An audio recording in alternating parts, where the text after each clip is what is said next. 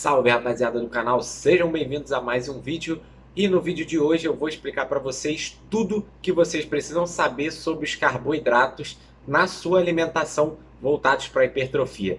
Esse é o vídeo 3 da série Hipertrofia e no vídeo de hoje eu vou explicar um pouco para vocês sobre as funções dos carboidratos, como diferenciar um carboidrato do outro e uma maneira estratégica de se consumir o carboidrato para manipular um hormônio que está diretamente ligado ao carboidrato, que é a insulina. Então, bora pro vídeo.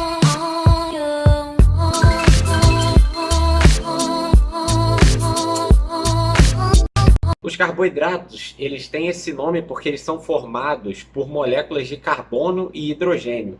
Por isso que são carboidratos, tá bom? É daí que surgiu esse nome. Os carboidratos, eles podem ser divididos em duas classificações: os carboidratos simples e os carboidratos complexos. Os carboidratos complexos são aqueles que têm muita quantidade de fibra e vão te promover mais saciedade. São aqueles que são os carboidratos saudáveis, né? Aqueles que você quer geralmente incluir na sua dieta para te promover mais saciedade, vai ter um valor nutricional um pouco maior também. E os carboidratos simples são aqueles que não possuem fibra geralmente e que o seu corpo consegue digerir ele muito rápido. Então ele não vai te promover uma saciedade muito boa. Em dietas que você está buscando, por exemplo, perder peso, você costuma tirar esse tipo de carboidrato porque ele não vai te promover saciedade. No meu último processo de emagrecimento, eu cortei quase que 100% esse carboidrato da minha alimentação. Porque quando eu comia eles, açúcares de forma geral, doce, esse tipo de coisa, que são carboidratos simples, eu sentia muita fome no fim do dia. Então, para não sentir fome, eu cortei todos esse tipo de carboidrato e isso também ajuda muito no processo de esvaziamento gástrico, que é o que está diretamente ligado à saciedade em si. Porque quanto mais tempo o seu estômago fica cheio, mais tempo você vai ficar saciado. O tempo de esvaziamento gástrico é o tempo que o seu corpo vai levar para digerir aquele alimento e quebrar as moléculas grandes em pequenas, né? A menor molécula de carboidrato, que é aquela que vai para a nossa corrente sanguínea, é a glicose. Com certeza você já deve ter ouvido falar de nível de glicose ou glicemia no sangue.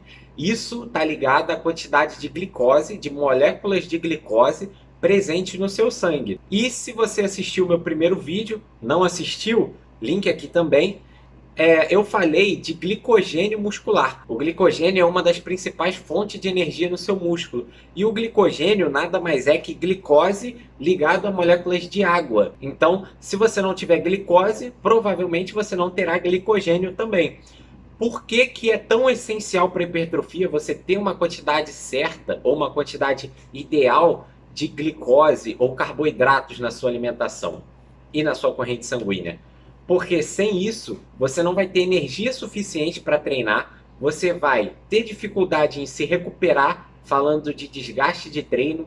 Então você vai treinar, você vai ter uma recuperação muscular um pouco mais lenta, por conta também da quantidade de insulina que o seu corpo vai estar secretando. Um dos principais gatilhos para o seu corpo secretar a insulina e jogar a insulina para a corrente sanguínea, que é produzida pelo pâncreas, é a quantidade de glicose no seu sangue. A insulina, a principal função da insulina é carrear os nutrientes do seu sangue para as células, seja elas qual for, o músculo, os órgãos, qualquer outro tecido, tecido adiposo, por exemplo. A insulina é um hormônio mais anabólico do nosso corpo. E ela é principalmente secretada em momentos que o seu corpo está com muita glicose na corrente sanguínea. A glicose, ela é muito perigosa. Por que que as pessoas repudiam tanto o açúcar simples, o carboidrato simples? Porque você tem uma produção de insulina muito alta. Ou seja, você eleva muito a produção de insulina em um curto período de tempo. Como eu falei, esses carboidratos simples, eles têm um tempo de digestão, um tempo de esvaziamento gástrico muito pequeno. Então, ele, além de não te promover saciedade, ele promove um aumento na insulina muito rápido. Isso, feito de forma descontrolada e desordenada, pode te causar muito mal, porque o seu corpo vai ter tanta insulina presente tantas vezes ao longo do seu dia que ele vai começar a ficar resistente a essa insulina. Isso é o que causa a diabetes, ou seja, o consumo exagerado de carboidratos simples vai te causar uma resistência à insulina. Essa resistência à insulina em um grau muito alto causa a diabetes do tipo 2, tá bom? Tem uma diferença do tipo 1, que é aquela pessoa que não tem produção de insulina, e a pessoa do tipo 2, que na verdade tem a produção de insulina, porém o seu corpo não consegue responder à insulina. Então, por exemplo, eu e Joãozinho comemos um sorvete de 200 gramas, tá bom? O mesmo sorvete. A sensibilidade à insulina ou a resistência à insulina minha e do Joãozinho vai dizer o quanto de insulina eu preciso produzir para que todos os nutrientes, todos os açúcares e glicose da corrente sanguínea vão para o lugar certo. Então eu vou produzir uma quantidade X de insulina. Joãozinho vai produzir uma quantidade Y de insulina. Quem produzir a menor quantidade de insulina para carregar esses nutrientes tem a melhor sensibilidade. Qual é o principal erro das pessoas ao consumir carboidrato? É você gerar muitos picos de insulina dentro de um dia seu. Ou seja, o pico de insulina, que é quando você come um carboidrato simples ou algum volume de alimento que faça o seu corpo produzir muita insulina muito rápido. Então, por exemplo, você que come muito doce muitas vezes ao longo do seu dia, você vai produzir muitos picos de insulina. E esses picos de insulina, quando eles são exagerados ao longo do seu dia, por exemplo, eu comi doce 6 vezes ao longo do meu dia. Eu provoquei no meu corpo 6 produções exageradas de insulina. Isso é muito prejudicial para mim, porque o meu corpo ele vai ficar cada vez mais resistente à insulina. Por quê? Vai ter tanta insulina na minha corrente sanguínea ao longo do meu dia que o meu corpo vai entender que aquela insulina ali ela já está em nível normal, porque está sempre alta, está sempre alta. As suas células elas vão estar cada vez menos responsivas ao estímulo da insulina. Qual é o estímulo da insulina? É levar os nutrientes para aquelas células, certo? Só que quando a célula para de responder à insulina, o seu corpo vai produzir mais insulina ainda. Porque ele vai pensar, legal, eu estou com uma quantidade aqui de glicose ou de nutrientes no meu sangue e eu preciso levar esses nutrientes para os lugares do meu corpo. Para o músculo, para o tecido adiposo, para o cérebro, para onde for. Só que essa produção de insulina, que era o ideal para aquela quantidade de nutriente no sangue, não está mais surtindo efeito. Então o seu corpo começa a produzir mais insulina para aquela mesma quantidade para o seu corpo conseguir responder. Então beleza, eu produzia uma quantidade, agora eu estou precisando produzir mais, ou seja, você está cada vez mais resistente à insulina. E quanto mais resistente à insulina você fica, mais insulina o seu corpo produz. Quanto mais resistente à insulina você fica, mais insulina o seu corpo produz. Tudo isso para conseguir absorver aquilo. Vai chegar ao ponto de você ter que intervir com resposta medicamentosa, né? Você vai ter que tomar alguns medicamentos para poder controlar a sua insulina. Então, por isso que você não pode, não deve fazer muitos picos de insulina ao longo do seu dia. Legal, Renan. Não posso consumir muito açúcar ao longo do meu dia. Mas quantas vezes eu posso fazer esse pico de insulina? Cara, o ideal é que seja até 2 vezes. É mais que o suficiente. Eu não recomendo você fazer mais de 2 picos de insulina ao longo do seu dia, justamente para você ter uma boa sensibilidade à insulina.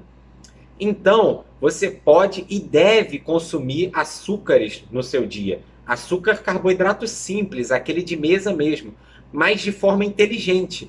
Eu gosto de comer doce, mas eu como doce de forma inteligente na minha alimentação para que eu consiga comer doce, saciar, satisfazer o meu corpo, satisfazer aquela vontade que eu tenho de comer doce, porém sem atrapalhar no meu resultado, sem atrapalhar na minha sensibilidade à insulina. E qual o melhor momento para se comer doce, se comer açúcar? No seu café da manhã e no seu pós-treino. Renan, por que pós-treino e por que café da manhã? O café da manhã, porque o seu corpo ele está vindo geralmente, né, de um sono, você ficou um bom tempo sem comer nada, e o seu corpo está com um nível de insulina muito baixo. Geralmente o seu GH está mais predominante. Eu vou explicar isso melhor em outro vídeo, para esse aqui não ficar muito grande. Essa questão de GH e insulina, que eles são antagônicos. E você pode jogar mais insulina para dentro do seu corpo por esse motivo. Agora, por que depois do treino?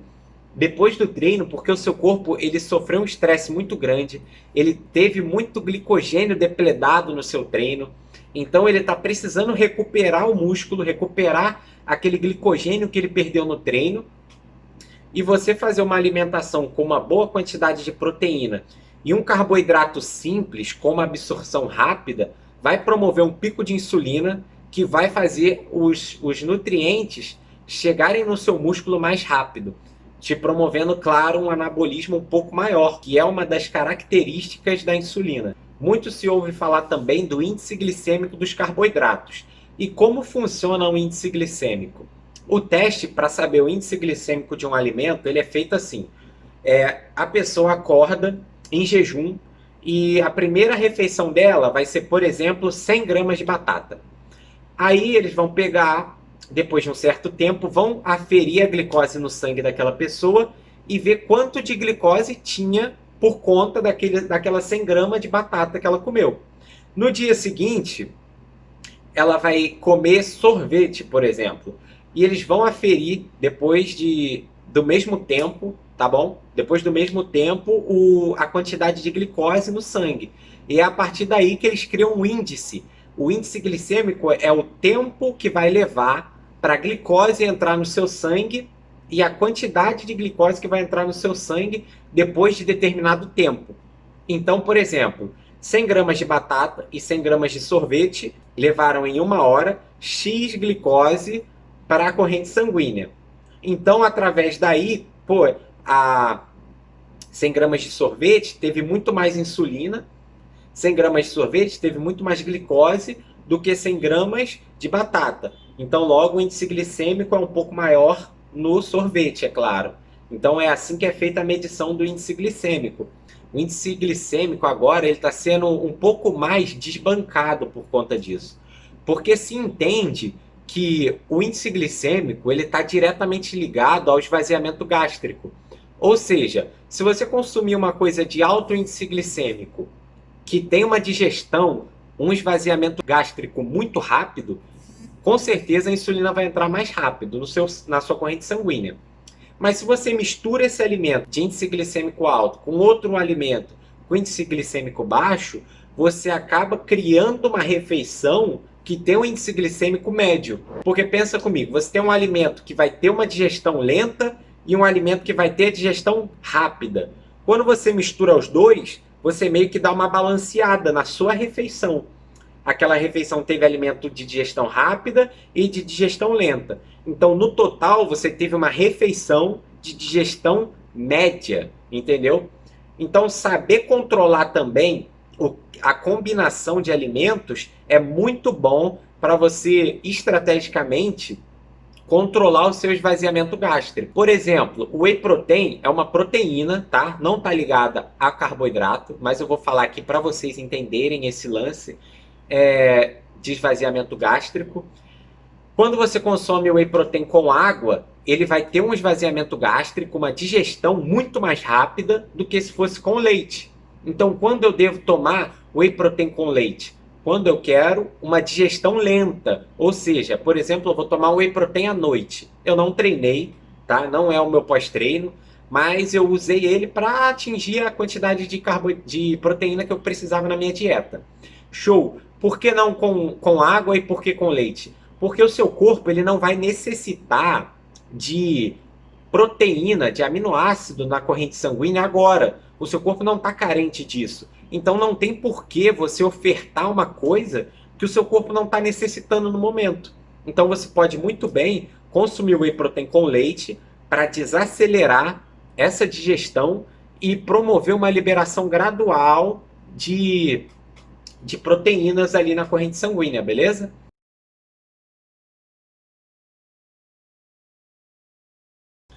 Então, quando você dá um pico de insulina depois do seu treino, você consegue manipular essa produção a seu favor.